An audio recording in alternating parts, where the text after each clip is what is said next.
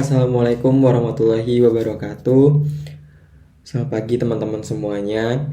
Kami dari kelompok 2 pada kesempatan kali ini akan membahas materi akuntansi keuangan menengah 3 dengan judul ataupun materi perubahan kebijakan akuntansi dan analisis kesalahan yang diatur dalam PSAK nomor 25. Nah, saya sendiri akan menjelaskan atau berfokus pada bagian pendahuluan dan juga perubahan akuntansinya.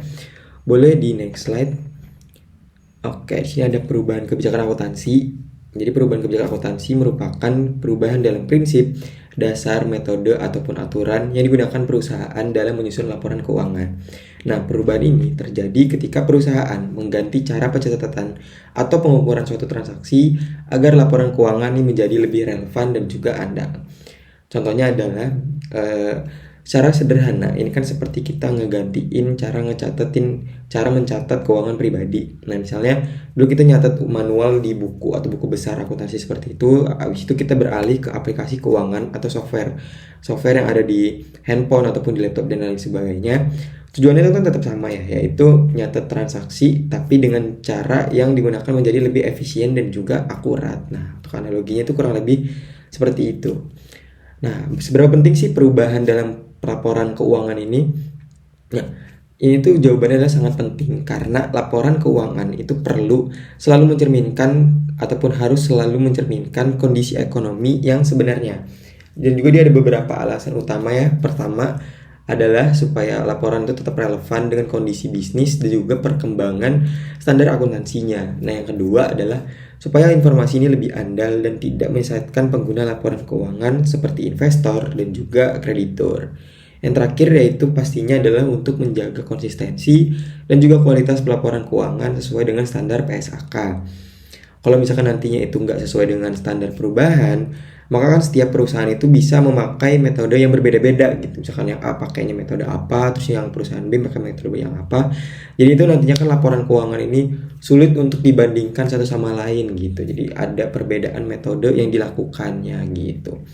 Nah, apa sih kira-kira hubungan dengan analisis laporan keuangan dan juga arus kas gitu? Nah, perubahan kebijakan akuntansi ini ternyata benar-benar berpengaruh terhadap analisis laporan keuangan dan juga arus kasnya.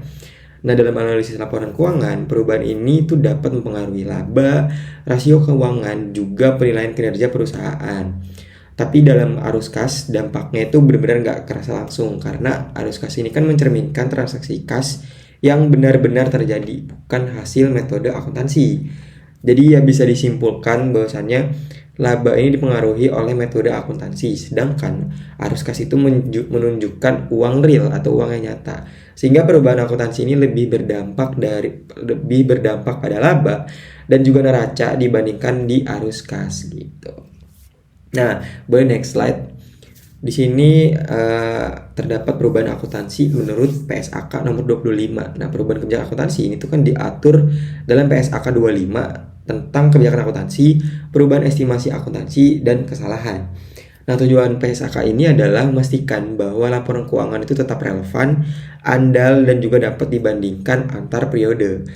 Dan juga di dalam PSAK 25 ini terdapat 3 hal utama ya teman-teman, yaitu pertama, perubahan kebijakan akuntansi, kedua, perubahan estimasi akuntansi, ketiga adalah koreksi kesalahan akuntansi. Tapi pada bagian ini tuh kita akan fokus pembahasan di 2 hal pertama, yaitu perubahan kebijakan akuntansi juga perubahan estimasinya sih kira-kira seberapa penting gitu. Nah, untuk perubahan kebijakan akuntansi ini kan merupakan perubahan dalam metode atau prinsip akuntansi yang digunakan oleh perusahaan.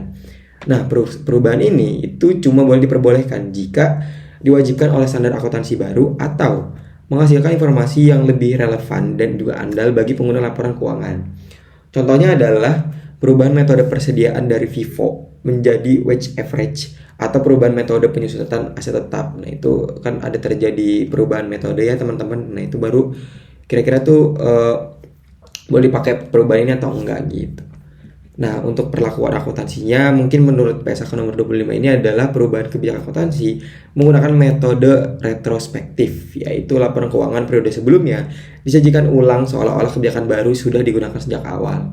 Seperti misalnya kita ngubah sistem penilaian dari angka, misalkan dari range 1 sampai dengan 10 menjadi huruf A sampai dengan J, misalkan kayak begitu. Maka Yang lama juga harus disesuaikan gitu supaya tetap bisa dibandingkan antara yang lama dengan yang baru. Nah, kalau misalkan kita ngomongin tentang perubahan estimasi akuntansi, kita harus tahu dulu perubahan estimasi akuntansi merupakan penyesuaian terhadap estimasi yang dibuat perusahaan berdasarkan informasi terbaru. Perubahan ini terjadi bukan karena kesalahan, melainkan karena adanya perkembangan informasi yang lebih akurat. Misalkan di perubahan umur ekonomis aset dari 10 tahun berubah menjadi 8 tahun. Atau mungkin perubahan estimasi piutang tak tertagih gitu. Kalau dalam perlakuan akuntansinya adalah perubahan estimasi akuntansi diterapkan secara prospektif, yaitu hanya berlaku untuk periode berjalan dan masa depan tanpa mengubah laporan periode sebelumnya. Misalnya kita awalnya memperkirakan perjalanan ke kampus itu 10 menit, tapi setelah beberapa kali ternyata 15 menit gitu, ada menambah 5 menitnya ini kan. Maka kedepannya kita akan pakai estimasi baru, estimasi yang 15 menit ini. Tapi catatan lama tetap nggak berubah gitu. Nah, untuk dampak perubahan terhadap laporan keuangan, itu kan perubahan kebijakan akuntansi ini pastinya berdampak pada laba, aset, juga dengan ekuitas ya teman-teman. Apalagi misalkan menyebabkan penyesuaian pada laporan periode sebelumnya. Sedangkan kalau perubahan estimasi itu kan hanya berdampak pada periode berjalan dan masa depan. Jadi kesimpulannya adalah perubahan kebijakan dan estimasi dalam PSAK 25 ini tuh bertujuan untuk meningkatkan kualitas laporan keuangan agar lebih relevan, andal, dan juga dapat dibandingkan. Dengan adanya aturan ini, laporan keuangan juga bisa menjadi lebih transparan, juga tidak menyesatkan pengguna. Oke, untuk pembahasan selanjutnya akan dijelaskan oleh rekan saya. Materi selanjutnya yaitu koreksi kesalahan. Nah, menurut PSAK 25 revisi 2021 tentang kebijakan akuntansi, perubahan estimasi akuntansi dan kesalahan. Kesalahan periode lalu adalah kelalaian dan kesalahan pencatatan dalam laporan keuangan entitas untuk satu atau lebih periode lalu yang muncul dari kegagalan menggunakan informasi yang andal. Kesalahan ini berbeda dengan perubahan estimasi. Estimasi bersifat prospektif karena perubahan kondisi, sedangkan kesalahan bersifat retrospektif karena kesalahan memang sudah terjadi di masa lalu. Nah, penyebab utama kesalahan akuntansi antara lain yang pertama yaitu ada kesalahan matematis. Nah, ini biasanya tuh salah hitung.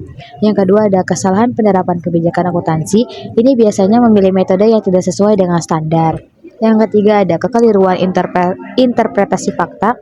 Biasanya itu salah mengartikan transaksi. Nah, yang keempat itu ada kecurangan atau fraud. Yang terakhir itu ada kelalaian. Jadi biasanya itu tidak mencatat transaksi yang sudah terjadi seperti lupa mencatat beban depresiasi. Selanjutnya yaitu jenis-jenis kesalahan. Dalam akuntansi, kesalahan dapat diklasifikasikan berdasarkan pos yang terpengaruh. Yang pertama itu ada kesalahan neraca atau balance sheet errors. Nah, biasanya itu ada salah pencatatan aset, liabilitas, atau ekuitas. Misalnya pembelian perlengkapan dicatat sebagai beban. Nah, yang kedua itu kesalahan laba rugi atau income statement errors. Biasanya itu karena salah klasifikasi pendapatan atau beban. Misalnya pendapatan bunga dimasukkan ke pendapatan usaha. Nah, yang ketiga itu ada kesalahan tidak material atau versus material. Nah, kesalahan material adalah kesalahan yang cukup signifikan untuk mempengaruhi keputusan pengguna laporan keuangan. Nah, ini tuh koreksinya tuh wajib dilakukan. Selanjutnya yaitu perlakuan akuntansi atas koreksi kesalahan menurut PSAK 25. Berbeda dengan perubahan estimasi yang diterapkan prospektif, koreksi kesalahan periode lalu diterapkan secara retrospektif. Nah, langkah-langkah perlakuan akuntansinya itu yang pertama ada sajikan kembali atau restatement. Jadi jumlah kooperatif untuk periode sebelumnya yang disajikan disusun kembali seolah-olah kesalahan ini tidak pernah terjadi.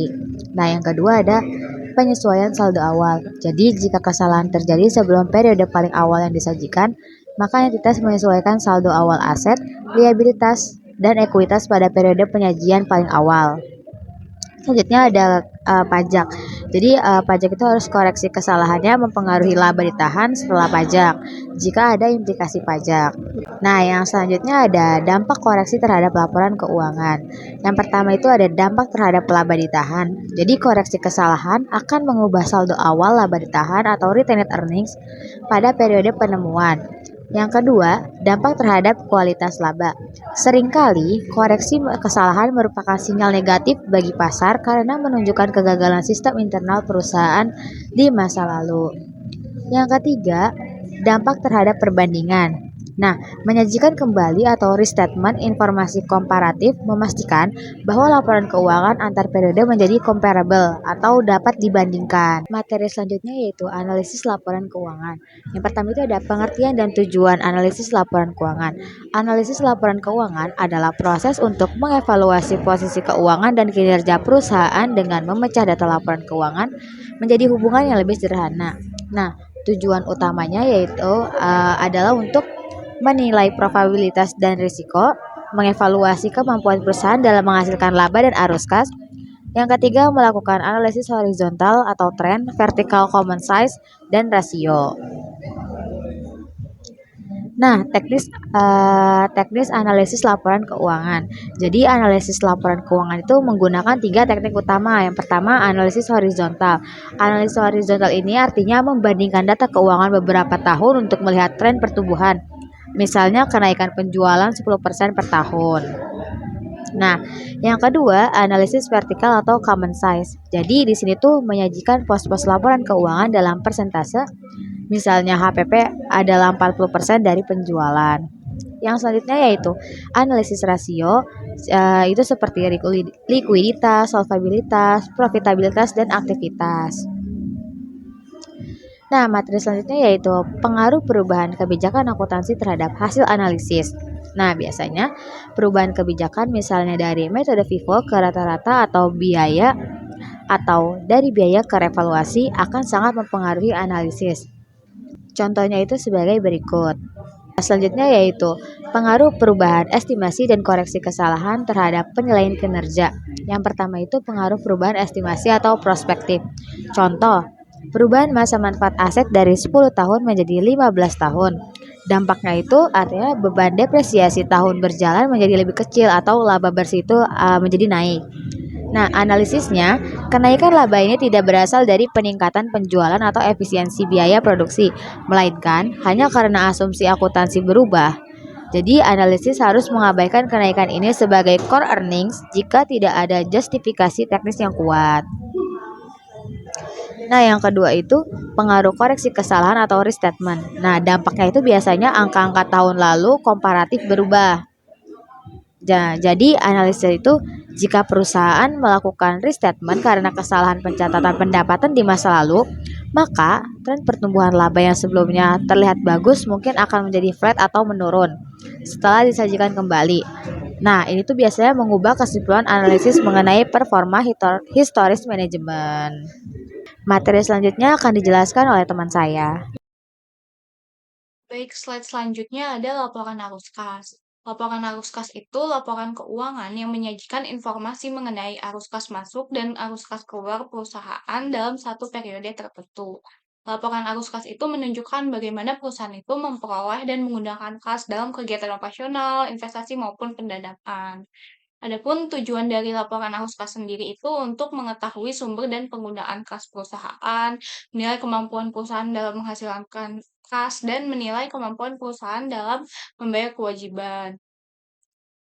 Nah, terdapat 3 aktivitas dalam laporan arus kas. Yang pertama itu ada aktivitas operasi.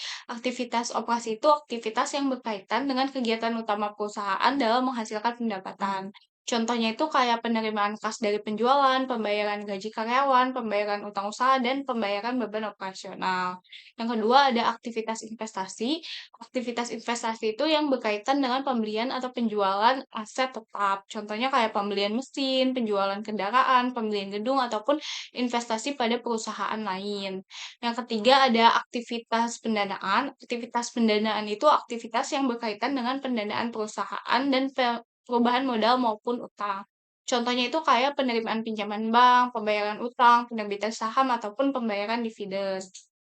Nah, selanjutnya, eh, di sini ada dampak perubahan akuntansi terhadap arus kas. Nah, perubahan akuntansi itu dapat memengaruhi laporan arus kas perusahaan. Pengaruh tersebut itu dapat terlihat dari pengakuan, penyajian, pengklasifikasian, maupun pengakuan transaksi dalam laporan keuangan. Nah, oleh karena itu, perubahan akuntansi itu dapat memengaruhi hasil analisis arus kas dan penilaian terhadap kinerja perusahaan. Nah, di sini ada 3 dampak perubahan akuntansi terhadap arus kas. Yang pertama itu ada dampak perubahan kebijakan akuntansi terhadap arus kas. Yang kedua ada dampak perubahan estimasi terhadap arus kas. Dan yang ketiga ada eh, dampak koreksi kesalahan terhadap arus kas. Baik, langsung saja next slide. Baik, yang pertama itu ada dampak perubahan kebijakan akuntansi terhadap informasi arus kas. Nah, perubahan kebijakan akuntansi itu dapat memengaruhi informasi yang disajikan dalam laporan arus kas perusahaan. Pengaruhnya tersebut itu dapat berupa dari perubahan dalam penyajian, pengklasifikasian, maupun pengakuan suatu transaksi keuangan. Nah, meskipun tidak selalu mengubah jumlah kas yang diterima atau dikeluarkan perusahaan, perubahan kebijakan akuntansi itu dapat memengaruhi hasil analisis arus kas. Hal ini itu karena informasi yang disajikan dalam laporan keuangan itu menjadi berbeda dibandingkan periode sebelumnya. Akibatnya, pengguna laporan keuangan seperti investor, kreditor, dan manajemen itu perlu memahami adanya perubahan kebijakan akuntansi agar tidak terjadi kesalahan dalam menilai kondisi keuangan dan kinerja perusahaan. Oleh karena itu, perusahaan itu perlu mengungkapkan perubahan kebijakan akuntansinya itu secara jelas dalam laporan keuangan agar informasi arus kasnya itu relevan, andal, dan dapat dibandingkan dengan periode sebelumnya. Nah, contohnya di sini terkait dengan perubahan metode persediaan. Misal sebelumnya itu perusahaan memakai metode FIFO, lalu diganti menjadi metode kata-kata tertimbang. Nah, akibat perubahan tersebut, HPP penjual, HPP dan laba perusahaan itu berubah sehingga pajak yang dibayar perusahaannya juga bisa berubah.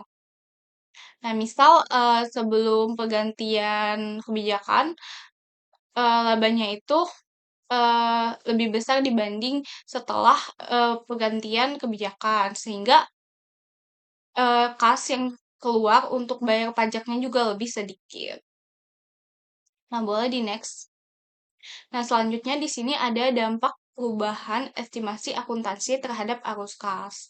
Nah, perubahan estimasi akuntansi dapat memengaruhi analisis arus kas perusahaan karena estimasi yang digunakan dalam akuntansi itu berkaitan dengan penentuan beban maupun kewajiban perusahaan pada periode tertentu.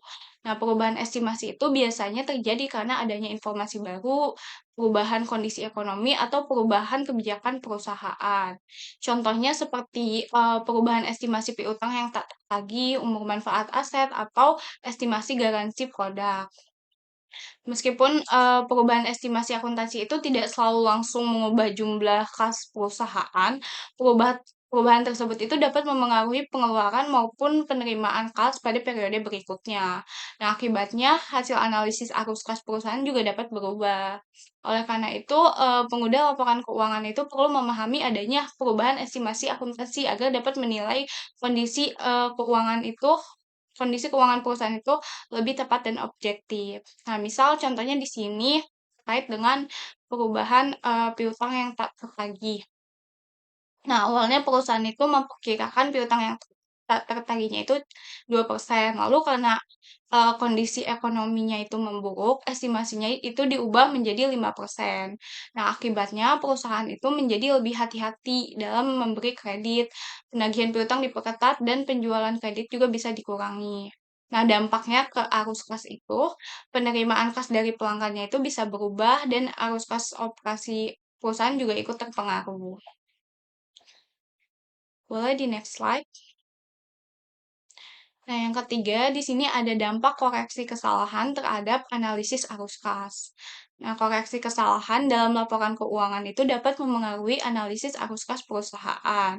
Kesalahan yang terjadi dalam pencatatan, pengklasifikasian, maupun penyajian transaksi dapat menyebabkan informasi arus kas itu menjadi kurang akurat. Nah, apabila kesalahan tersebut itu dikoreksi, maka nilai arus kas pada aktivitas operasi, investasi, maupun pendanaan itu dapat mengalami perubahan.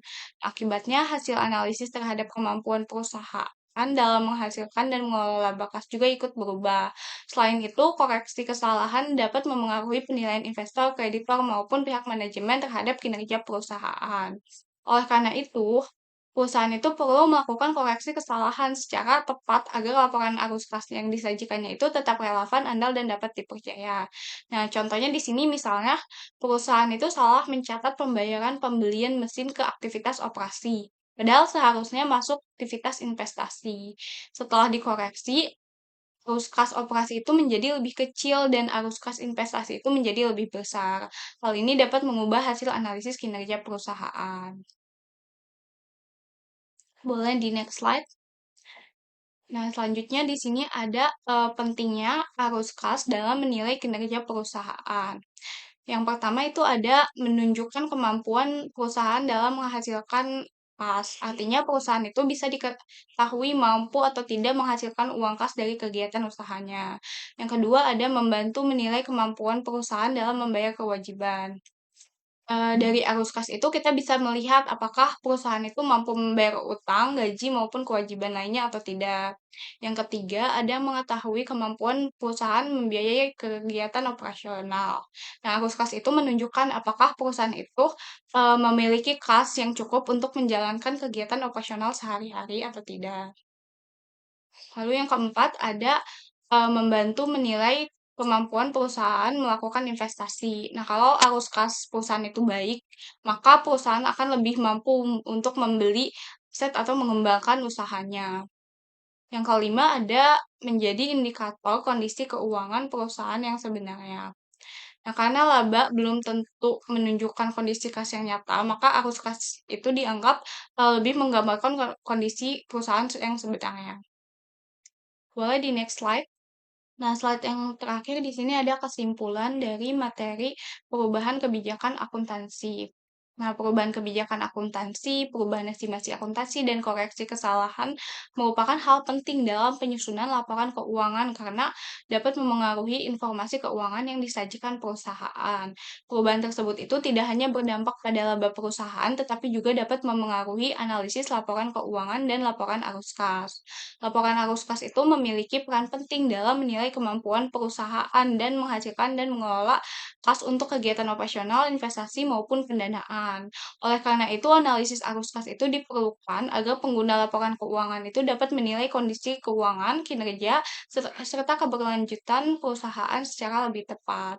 Dengan adanya penerapan kebijakan akuntansi yang tepat, perubahan estimasi yang sesuai kondisi perusahaan, serta koreksi kesalahan yang dilakukan secara benar, maka laporan keuangan yang dihasilkan itu akan menjadi lebih relevan, andal, dan dapat digunakan sebagai dasar pengambilan keputusan. Mungkin cukup sekian dari kami, kurang lebihnya mohon maaf. Wassalamualaikum warahmatullahi wabarakatuh.